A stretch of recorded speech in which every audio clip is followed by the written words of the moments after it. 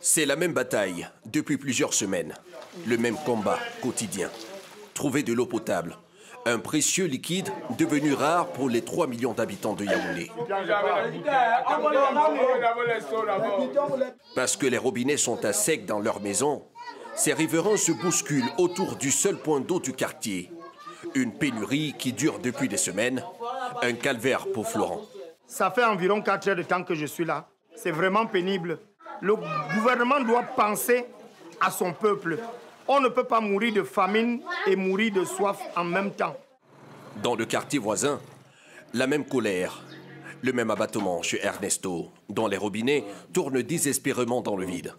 Dans son salon, un amas de bidons vides, des récipients où il stocke ses dernières rations d'eau.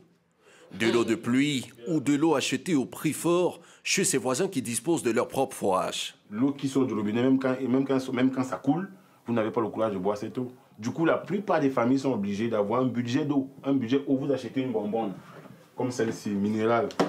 Elle coûte 1000 francs. 1,5 € le bidon d'eau, un luxe que ne peut s'offrir de nombreuses familles. De quoi alimenter la colère des populations, relayée à la une de nombreux journaux. Pointé du doigt, le gouvernement tente de trouver une parade. Le ministre de l'Eau fait le tour de cette station de traitement, dont le volume de production a baissé de près de 40%.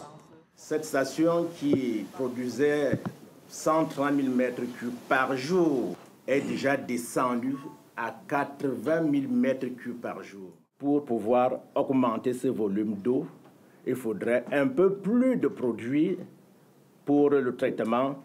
Manque de produits de traitement, coupure d'électricité chronique, démographie galopante, un cocktail explosif qui fait baisser la production et pousse chaque jour des milliers d'habitants de la capitale camerounaise à se battre pour quelques gouttes d'eau.